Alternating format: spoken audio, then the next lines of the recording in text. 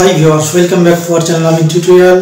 I am Imtizul Amin, and in today's video I am going to talk about silent letter P and R. আজকে আপনাদের সম্মুখে আলোচনা করব silent letter P এবং R নিয়ে, অর্থাৎ এই যে P লেটারটি কোথায় সাইলেন্ট হয়, R কোথায় সাইলেন্ট হয়, কেন হয়।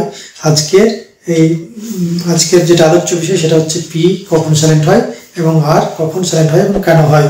তো ভিডিওটি অবশ্যই আপনারা প্রথম থেকে শেষ পর্যন্ত দেখবেন, কেননা সাইলেন্ট লেটার সম্পর্কে নলেজ আনতেই হবে, সাইলেন্ট লেটার সম্পর্কে জানতে হবে, বুঝতে হবে।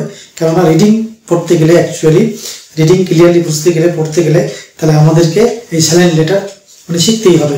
তো যাই হোক, আজকের ভিডিও যেটা হচ্ছে পি এবং আর, পি আর কখন সাইলেন্ট হয়। সর্বপ্রথম আমি শুরু করছি পি দিয়ে। পি কখন সাইলেন্ট হয়, পি কখন সাইলেন্ট হয়, এর জন্য এখানে আমি এই 5টি ফর্মুলা দিয়েছি।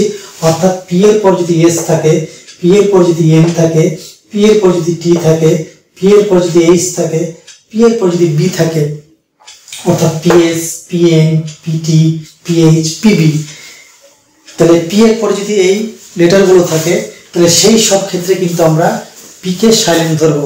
যেমন এখানে পিএস দিয়ে শুরু করেছি একটা শব্দ, যেমন পিএস এল এম, তাহলে এখানে আমরা জানি এল কে আমরা এর আগে দেখেছি যে মনে অনুচ্চারিত থাকছে, সাইলেন্ট থাকছে, এটাকে ধরবো আম। আর এখানে পি কে বাদ দিলে শুধু আসবে দন্ত স, তাহলে এটা হয়ে যাবে শাম। তাহলে এই শব্দটার উচ্চারণ হবে শাম, অর্থাৎ এখানে পি উচ্চারণ আসছে না, কেননা পি এবং এস পাশাপাশি বসেছে। পি এর পরে যদি এস আসে তাহলে আমরা সেখানে পি কে সাইলেন্ট ধরবো, সেই সূত্রানুসারে এটা হয়ে যাবে শাম। অনুরূপভাবে এটা হয়ে যাবে, এখানে পি বা যেহেতু পিএস দিয়ে শুরু হয়েছে, এটা হয়ে যাবে সাইকোলজি। তাহলে এই শব্দটা হয়ে যাবে সাইকোলজি।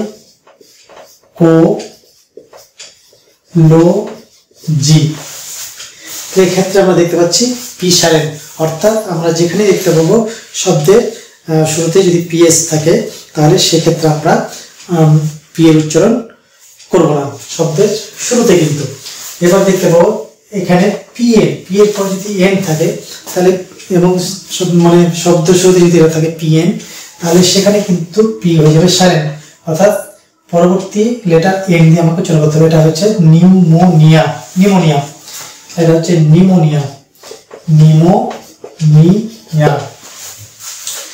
তাহলে এই শব্দটা পেলাম যে পি এর পরে এন থাকলে এবং পি এন দিয়ে যদি শব্দ শুরু হয় তাহলে সেখানে পি কে আমরা সাইলেন্ট ধরবো। এবার পরবর্তী শব্দ চলে যাবে পিটি, পি এর পর যদি টি থাকে তাহলে সেক্ষেত্রে আমরা কিন্তু সেখানে পি কে সাইলেন্ট ধরবো এবং টি এর উচ্চারণ করবো। এরকম শব্দ আমি দুটো দিয়েছি এখানে যেমন আছে পিটি দিয়ে শব্দটা শুরু হয়েছে, তাহলে এখানে পি হয়ে যাবে সাইলেন্ট, যেহেতু পিটি আছে আমি বলেছি পিটি পাশাপাশি থাকলে পি কে বাদ দিয়ে দেবো এবং টি এর উচ্চারণ ধরবো। তাহলে পি এখানে সাইলেন্ট হয়ে গেলে এটা হয়ে যাবে টারোড্যাকটিল, এটা হচ্ছে টারোড্যাকটিল। তাহলে উচ্চারণ হয়ে যাবে এটা টারোডাকটিল, তাহলে এটা হচ্ছে টারোডাকটিল। এই শব্দটা হচ্ছে টারোডাকটিল, মানে পি সাইলেন্স হয়ে গেল। এবার পরবর্তী ওয়ার্ড দেখবো, এখানে এই শব্দটা হচ্ছে এখানে যে এইখানে আমরা পিটি মানে শব্দের শেষে দেখতে পাচ্ছি পিটি, তাহলে এখানে আমরা যেহেতু পিটি পাশাপাশি আছে, এই যে আমি এখানে লিখে দিয়েছি শব্দ পিটি, যদি পি এর পর টি থাকে তাহলে আমরা পি কে সাইলেন্ট ধরবো এবং টি এর উচ্চারণ করবো। তাহলে এটা উচ্চারণ হয়ে যাবে রিসিট,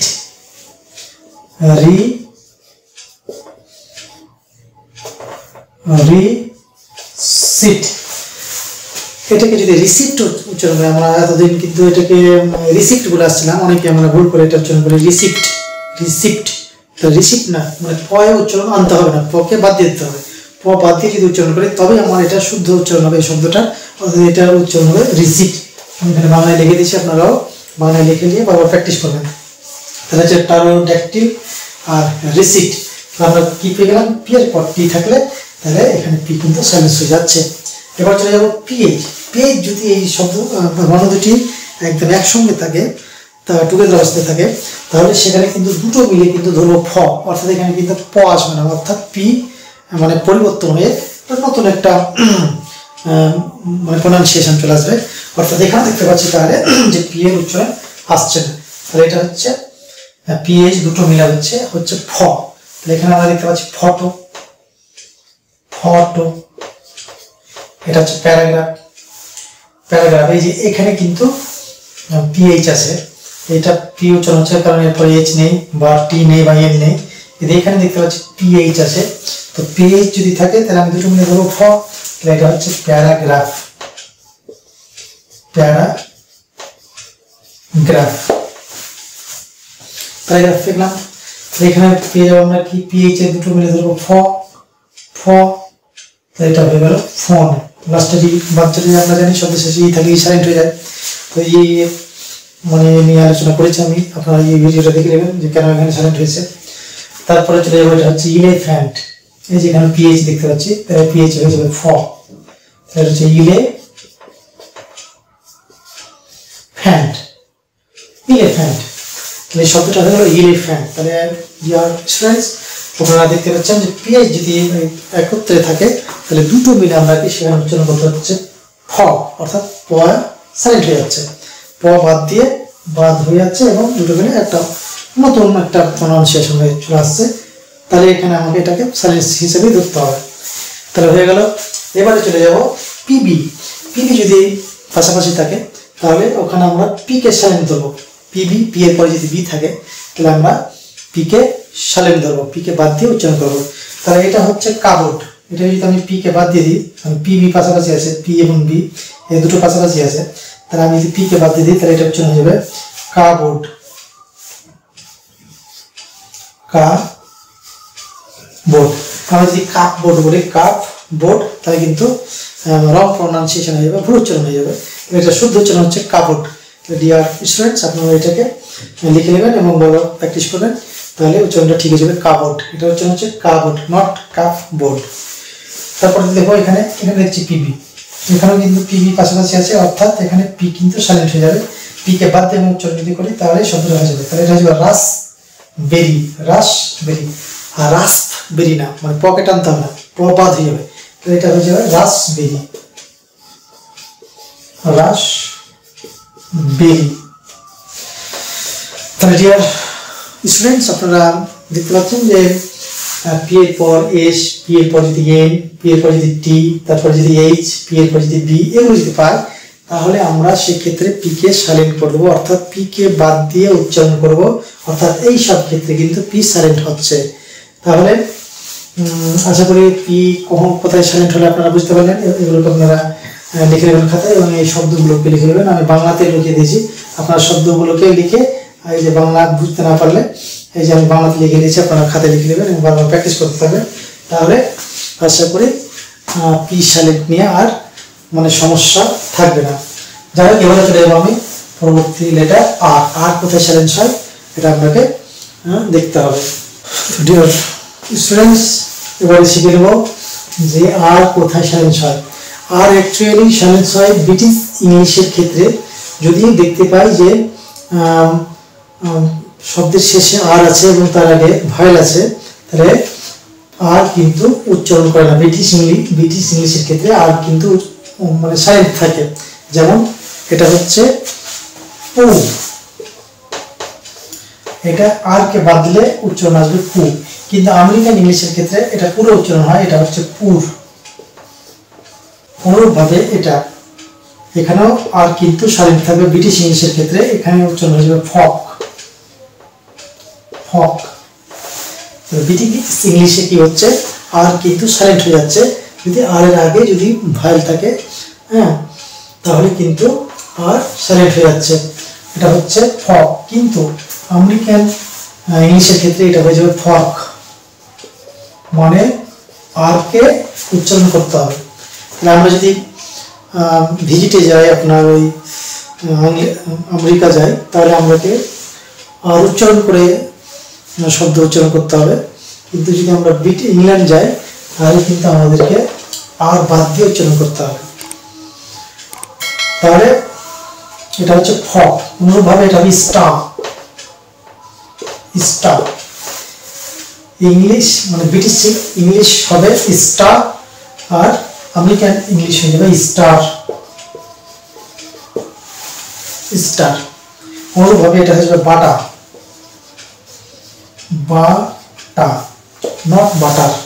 কিন্তু আমেরিকান ইংলিশের ক্ষেত্রে এটা র টানতে হবে, এটা হয়ে যাবে বাটার, বাটার। এবার চলে যাবো কাম, কামের সঙ্গে আর, কামার। ইংরেজিতে কিন্তু আর সাইলেন্ট হয়ে যাবে, এটা আসলে কামা, কামা, কিন্তু আমেরিকান হবে কামার, আমাকে নিয়ে আসতে হবে কামার। এবার পরবর্তী ওয়ার্ড হচ্ছে গিভার, গিভ থেকে গিভার হয়, এই যে গিভার, ইংলিশে কিন্তু গিভার আনতে হবে না, অর্থাৎ আর সাইলেন্ট থাকবে, কিন্তু আমেরিকানে এখানে গিভারই লিখতে হবে। তাহলে আমরা যদি এই শব্দগুলিকে আর মানে টেনে উচ্চারণ করি তবুও হবে, আর কে বাদ দিয়ে উচ্চারণ করি তবুও হবে, তাহলে মানে কোনোটাই ভুল না।